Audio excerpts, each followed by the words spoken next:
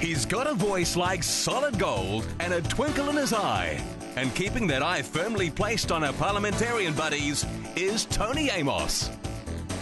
We welcome Tony and the weekly political roundup. Tony Amos. Oh, he's breaking with the song again. Another week on The Beat Goes On. Thank you for being here in that seat tonight.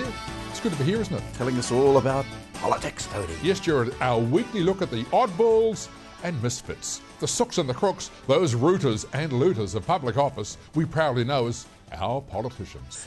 That's a great word, sook, isn't it? You remember when we were kids? Don't be a sook. Don't be a sook. That's now, right. You don't hear it now, do you? No, not too many sooks around now, Jared, I guess. But the sooks and the crooks, they are... Well, we know where they are now. We know you're not a sook because you're not a politician. They are the special class of 2000. Only allowed out under adult supervision.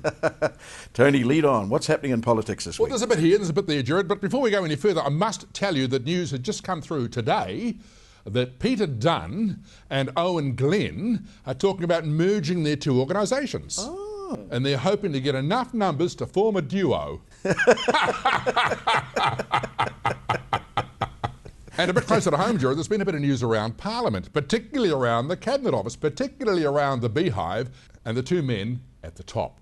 Prime Minister Shonky Jonky and the Deputy Prime Minister Bill English. Now, just last week, Bill English came out one morning and was being interviewed, and we all heard it, well, many of us heard it, and he said that Solid Energy is in trouble. We've earmarked $100 million from the sale of Mighty River Power shares to help Solid Energy. And it was also came out around the time they were giving $200 or $300 million of that same money to New Zealand Rail. Hours later, the Prime Minister released a statement saying, no, that's wrong, that's not right. No, the money's coming from somewhere else.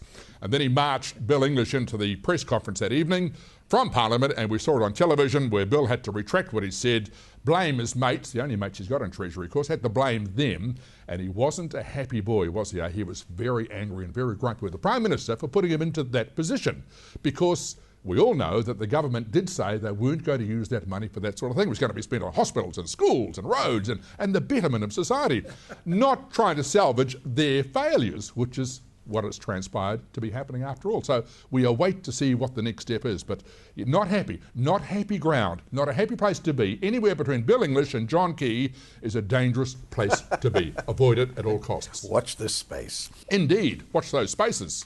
Now, Tony, what's happening with the man ban with the Labour Party?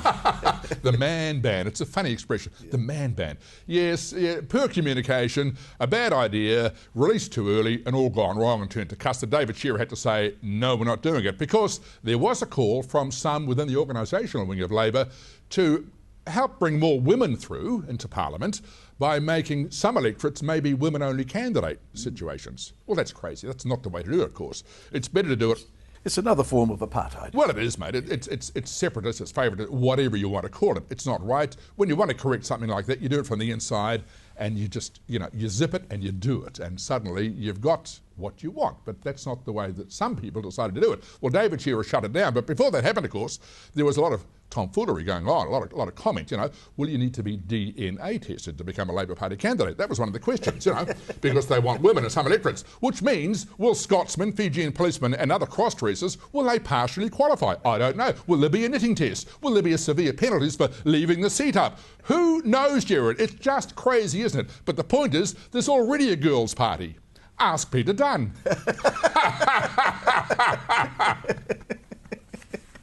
But what about Auckland, Tony? What's happening in Auckland? What about Auckland? Yeah. Oh, there's a song for Auckland, isn't there? Hey, big spender. That's what's happening in Auckland. There's a bit of spending going on by the council and by central government as well, because, John Key's chucking some money in, and Len Brown and his team are borrowing big time to help pay for this new infrastructure. I mean, there's more buses, there's more roads, more trains like the inner city loop, and of course, Auckland hasn't had an inner city loop since John Banks lost the mayoralty. Decided to become the Beast of Epsom. So anyway, Len Brown's had to change his name. Oh, has he? He's now known as Lent Brown. Well, from Mr. Lent Brown to our wonderful friends down there in the caucus room, the List MPs. Oh, the old List MPs. What are they there for? Well, we know why they're there. They're there to entertain us at big expense, but they do provide some entertainment. This particular story is about a List MP who'd reached a stage in his life where he decided that he might need some faith to help him through. So there was a visiting preacher preaching in town, so he thought he'd go along and see what this fellow had to say. And He went along. Of course, there was a big crowded hall, lots of people there, and the preacher was there. Hallelujah, brothers and sisters, and all this going on. And he said, is there anyone here who'd like some help with my prayer? Can I pray for you? Well, the SNP thought, well, I've got an issue. I have an issue, he said to himself. So he stood up. I wonder if you could help me with my hearing. And the preacher said, I can help you with that, brother. He put his hand back on the list MP's head, he put a finger in his ear, and he prayed to the Lord to help this man with his hearing. After the crescendo of the prayer died down, the preacher removed his finger from the list MP's ear and he said, now, has that helped your hearing? And the list MP said, I don't know. It's not till next week. That's politics.